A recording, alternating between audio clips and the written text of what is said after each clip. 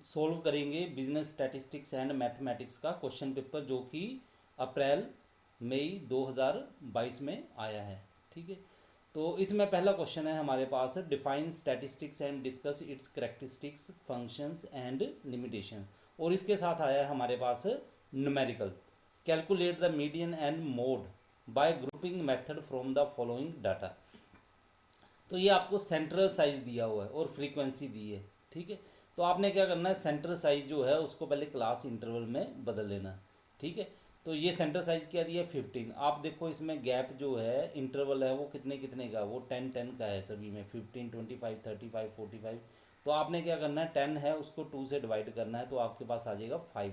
तो 15 में से 5 प्लस कर देने हैं और 15 में से 5 माइनस भी कर देने हैं। तो आपके पास बन जाएगा 10 to 20, 20 to 30, 30 to 40, 40 to 50, 50 to 60, 60 to 70, 70 to 80, 80 to 90। तो इसी प्रकार आपने क्वेश्चन को सोल्व करना है। ये सोल्व कैसे किए जाते हैं आपको पहले जो वीडियो बने हुए हैं अपलोड किए हुए हैं उनमें आपको समझाया हुआ है। ये सिर्फ आपको मैं सोल्यूशन बता रहा हूँ किस तरह से है।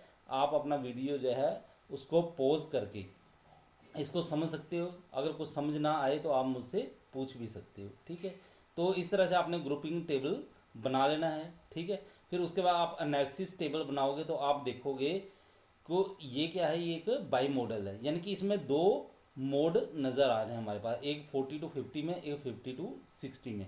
तो अगर इस तरह का कोई क्वेश्चन आ जाए जिसमें बाई मॉडल हो, ठीक है, यानी कि दो मोड की वैल्यू नज़र आ रही हो, तो आपने क्या करना है, उसमें मोड का फार्मूला लगाना है आपने। तो मोड का फार्मूला है हमारे पास 3 मीडियन माइनस 2 मीन।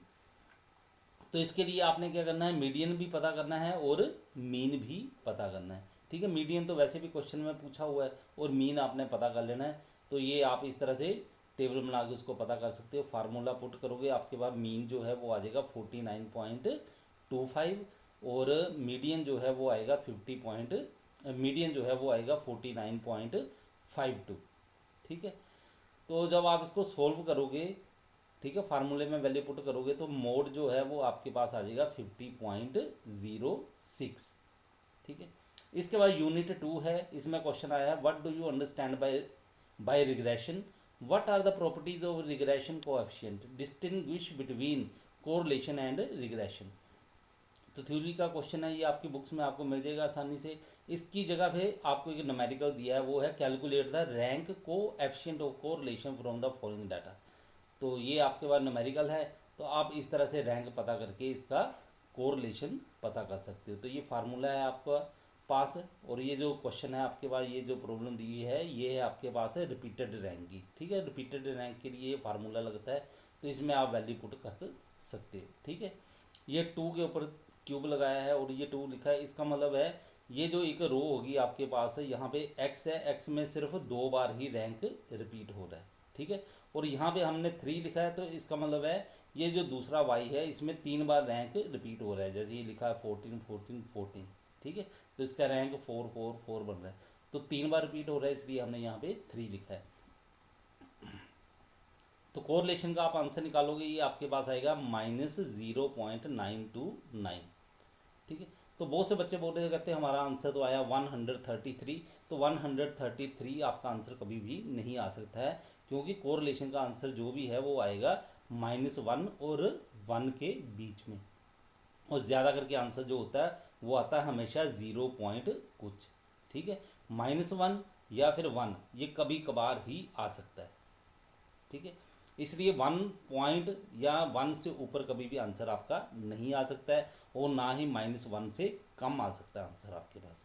हमेशा आंसर जो है 0 पॉइंट ही कुछ आएगा। इसके बाद यूनिट 3 है, what is an index number, discuss its characteristics, what are the problems faced in construction of an index number. और इसकी जगह आपको एक न्यूमेरिकल दिया है, calculate Paasche Laspeyres Fisher's index number from the following data. तो ये आपको दिया है। इस क्वेश्चन में देखो प्रॉब्लम क्या है, प्राइस दिया है, यहाँ पे वैल्यू दी है, क्वांटिटी नहीं दी है। तो आपने वैल्यू को क्या करना है, क्वांटिटी में कन्वर्ट करना। उसके लिए आप क्या करोगे, वैल्यू को प्राइस से डिवाइड करोगे। 30 को 10 से डिवाइड किया तो 3 आ जाएगा। ठीक है, इसी प्रकार 48 को 12 से डिवाइड करोगे तो आपके पास आ जाएगा 4। इसी प्रकार की बाकी जो वैल्यू दी गई हैं उनको भी आपने कन्वर्ट करना है। तो आपका कन्वर्ट करके इस तरह से आपका क्वेश्चन जो है बन जाएगा। आगे जो फार्मूला बनता है वो वाली कैलकुलेशन करके आपने आंसर निकाल लेना है।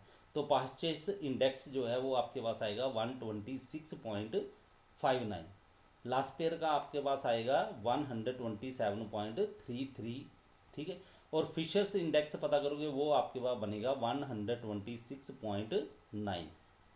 इसके बाद यूनिट 4 है, इसमें है explain the meaning and importance of time series, what are the components of time series. और इसकी जगह आपके पास न्यूमेरिकल आया है, वो है compute the trend values for the following data using method of least square.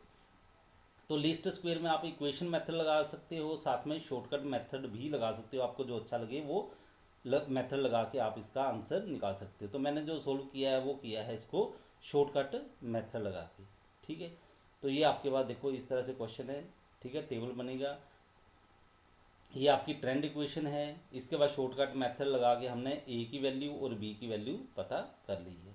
ठीक है। और ट्रेंड आपके पास आ जाएगा, जैसे वाई 2010 सन का हमने पता करना है तो ये आ जाएगा हमारे पास 72.22। तो ये देख लेना, ये क्या है हमारे पास, ये इक्वेशन जो है ए हमारे पास है 39.43 माइनस बी की वैल्यू है 10.93, ये पुट कर दी। ठीक है। और एक्स आपने कहाँ से देखना है, ये यहाँ पे देखना है आपने एक्स। पहले -3 की वैल्यू पुट करके आंसर निकाला, आपके पास आया 72.22। -2 की वैल्यू पुट करोगे आपके पास आंसर आएगा 61.29।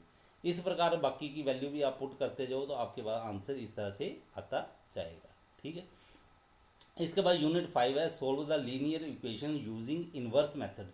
तो ये मैट्रिक्स का क्वेश्चन है, इसको आप मैट्रिक्स फॉर्म में कन्वर्ट करोगे, क्वेश्चन को लीनियर इक्वेशन है। ठीक है, उनको कन्वर्ट करके आप इन्वर्स मेथड लगाओ तो आपका आंसर इस तरह से आप सोल्व करते जाओगे तो आपका आंसर आता जाएगा। ठीक है। यहाँ पे आपने पहले डिटर्मिनेंट पता करके देखना कि इसका सोल्यूशन जो है पॉसिबल है कि नहीं। अगर आपका डिटर्मिनेंट जो है वो नॉन ज़ीरो आएगा तो इसका मतलब सोल्यूशन पॉसिबल है। ठीक है।